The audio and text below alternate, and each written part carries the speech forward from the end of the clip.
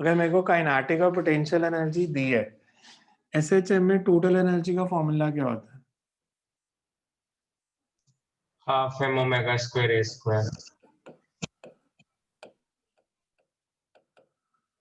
तो omega square किसके equal हो जाएगा? Sorry, A square.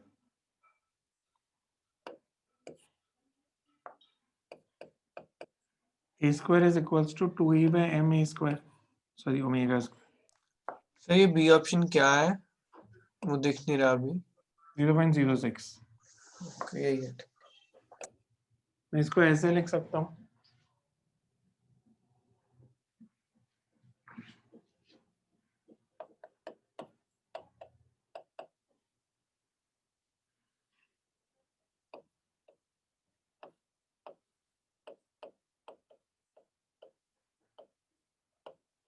इसको ऐसे भी लिख सकते हैं। तो ए कितना हो जाएगा इसका अंडर रूट।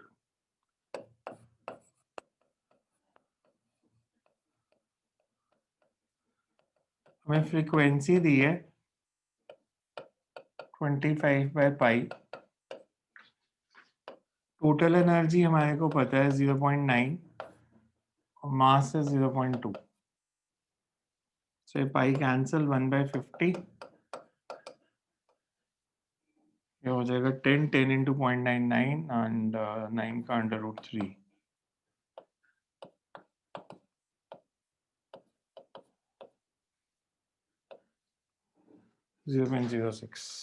बेसिकली ये रिलेशन बन गया एम्पलीट्यूड और टोटल एनर्जी में। तो मैंने तो पोटेंशियल और काइनेटिक एनर्जी को डिवाइड कर दिया, फिर एम की भी वैसे भी कर सकते हो, वो मेथड तो कोई भी हो सकता है।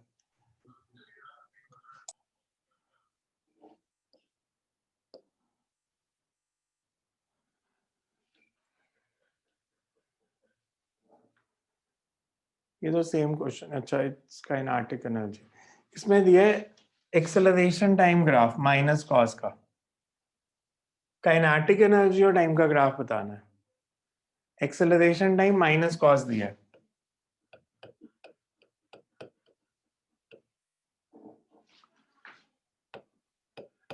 तो डिस्प्लेसमेंट क्या हो जाएगी, या वेलोसिटी टाइम क्या बनेगा?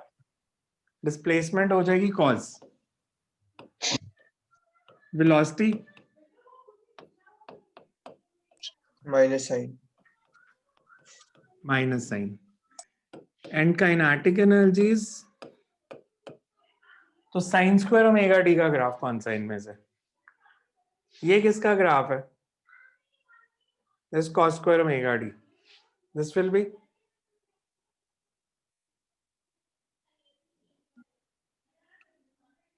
sin square omega t का graph.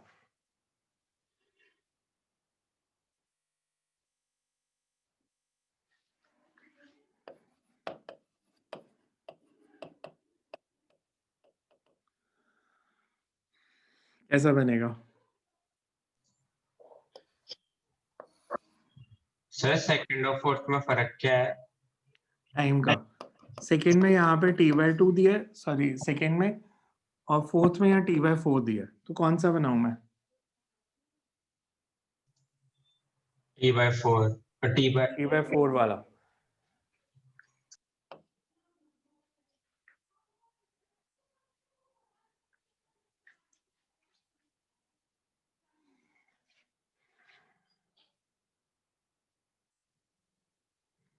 A certain simple harmonic vibrator of mass 0.1 kg has total energy of 10 joules.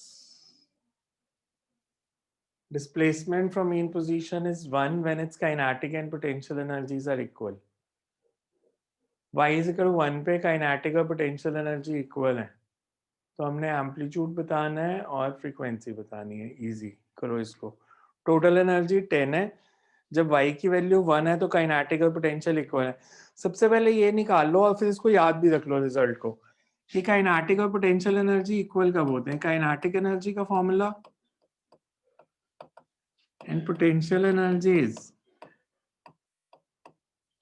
मतलब काइनेटिक और पोटेंशियल एनर्जी इक्वल होंगे when 2y square is equals to a square square. और y is equals to, हमें इसकी value दी है 1, तो amplitude कितना हो गया √2, एम्पलीट्यूड हो गया √2, मतलब दो ही ऑप्शन बच गए ए और बी। अब फ्रीक्वेंसी बतानी है, ए की वैल्यू हमारे पास आ गई है √2 सेंटीमीटर, तो टोटल एनर्जी इज, और इसकी वैल्यू दी है, दिस इज 10, मास भी गिवन है 0.1,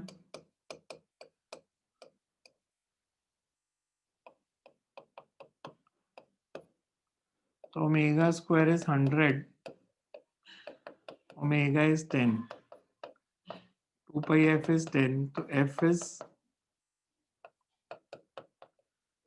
5 by pi, सेंटीमीटर्स में था तो 500 by pi आ जाएगा।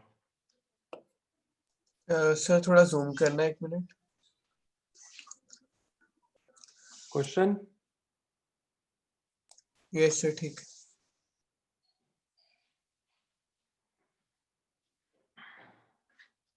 ओके सर, वो मैंने देखना था क्वेश्चन में टोटल एनर्जी वो गिवन थी।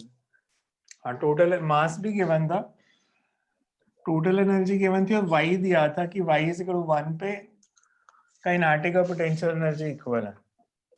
Yes sir.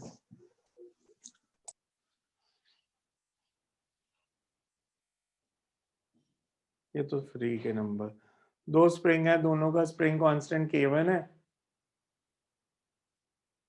two springs of negligible mass, spring constant 200 Newton per meter attached to a block of mass 10 kg. Initially block is at rest equilibrium position when both are neither stressed. T is equal to 0. Sharp impulse of 50 Newton second is given to the block with a hammer. Time period निकालना है, maximum velocity निकालनी है और amplitude, तीनों चीजें check करनी पड़ेंगी। Time period निकालो सबसे पहले, इसका क्या होगा, ये स्प्रिंग सीरीज में या पैरेलल में है? Parallel, because change in length same है, तो स्प्रिंग कांस्टेंट कितना हो जाएगा, K1 plus Add K 400, तो टाइम पीरियड निकाल दो कितना आया फिर। मास दिया 10 kg, 2 pi under root m by k, k is 400, ए तो नहीं आ रहा मेरे ख्याल से, पाई बाय 6 तो नहीं आ रहा, pi/√10।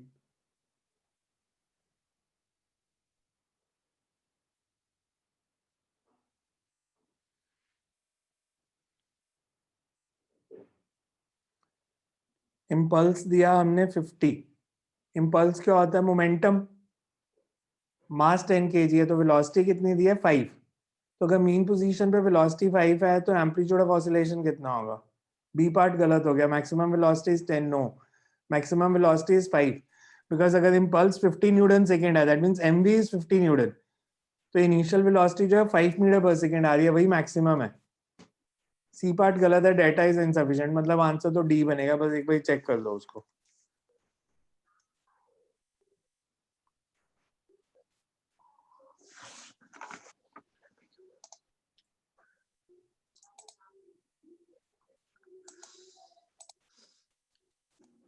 आ रहा है अप्रोक्सीमेटली 0.83,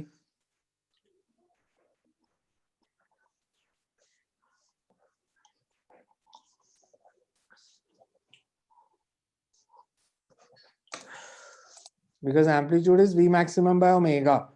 आपने फर्स्ट क्वेश्चन में टाइम पीरियड निकाल लिया, वी मैक्सिमम हमें पता है 5 है, तो 5 by omega is the amplitude of oscillation,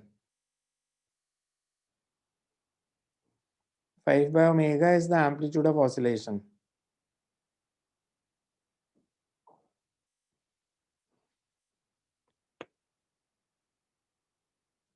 देखो आंसर आ रहा है या नहीं आ रहा।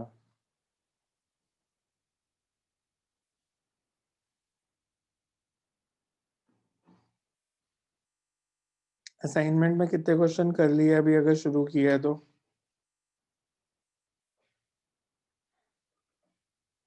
मेरे को उसके फ्राइडे तक डाउट्स चाहिए, बिकॉज नेक्स्ट सैटरडे पे उसके डाउट्स करेंगे जो आपसे नहीं निकलेंगे। उसमें शायद कितने क्वेश्चन थे, 200 थे, 100 दिए थे अभी? 205। 205, तो उसको मतलब रादर देन लास्ट डे पे पेंडिंग रखने के उसको डिवाइड कर लो कि रोज के 40 करने हैं, लास्ट डे के लिए पेंडिंग मत रखना सारे। And try to make a habit कि रोज के 40 एमसीक्यूज करने ही हैं, और सिर्फ फिजिक्स के नहीं बाकी सब्जेक्ट्स के भी। बायो के तो 100। फिजिक्स और केमिस्ट्री अगर आप 40 करते हो, वैसे नॉर्मली रेशो होती है 40 60 100 कि केमिस्ट्री के 60 बायो के 100, बिकॉज टाइम उसी अकॉर्डिंगली इक्वली डिवाइड होगा फिर भी, कि जितनी देर में फिजिक्स के 40 होंगे बायो के 100 से भी ज्यादा हो जाते हैं। आ रहा है डी पार्ट आंसर? बिकॉज हमें इम्पल्स दिया है। ओमेगा कितना आया पहले?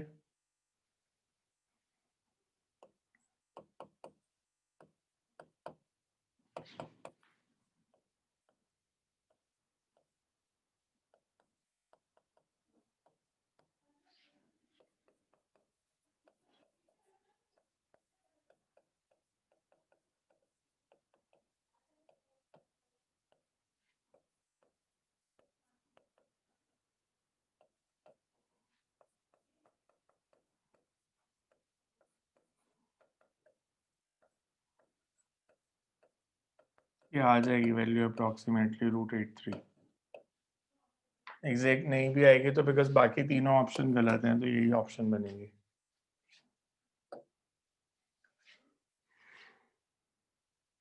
Instantaneous displacement of a particle executing SHM is given by x is equal to a sin omega t plus a2 cos omega t plus pi by 6 amplitude of oscillation। जब इस तरह के question आएंगे, पहले ये इसको दोनों को साइन या दोनों को कॉस बना लो।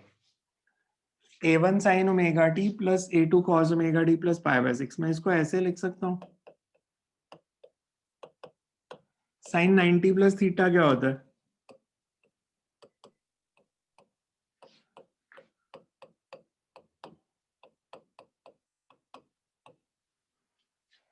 sin 90 plus theta is cos theta.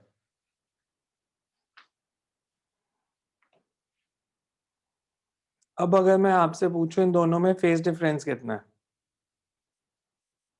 इन दोनों में फेज डिफरेंस कितना है साइन ओमेगा टी में और sine omega T plus pi by 6 plus pi by 2। Pi by 6 plus pi by 2 कितना हो गया?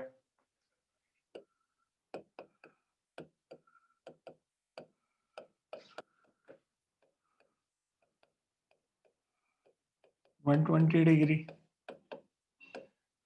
तो मतलब एक का एम्पलीट्यूड है a1, एक का a2, और दोनों में फेज डिफरेंस है पाई बाय 3, तो 2 पाई बाय 3। तो parallelogram law of vector addition, resultant amplitude is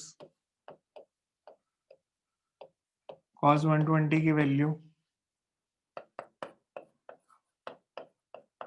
cos 120 की value minus half.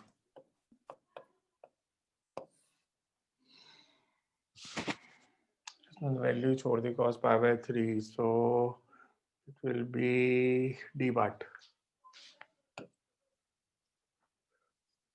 cos pi by 3 is half, तो हाफ करेंगे तो d part आंसर बन जाएगा।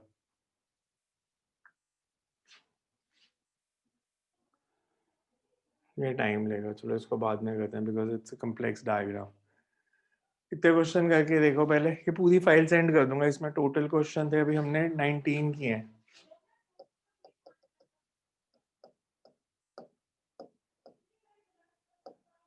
थर्टी है, मैं सारे सेंड कर दूंगा, बाकी के ट्राई करके देखना। ये अलग से अपलोड कर दूंगा पीडीएफ फाइल, बट आपको अगर प्रिंट निकालना है तो आपको सिंपल दूंगा, ताकि 2 पेजेस पे आपके 30 क्वेश्चंस आ जाएं, ताकि प्रिंट निकाल सको। ऐसे 30 क्वेश्चंस में 15 पेजेस लग जाएंगे। कल सर वही रेगुलर टाइम पे क्लास है फिर? कल रेगुलर टाइम पे क्लासेस होंगी। सर असाइनमेंट में कई सारे क्वेश्चंस में वो साइन और कॉस दोनों में थे फंक्शन, तो समझ नहीं आता एक में कैसे कन्वर्ट करना है।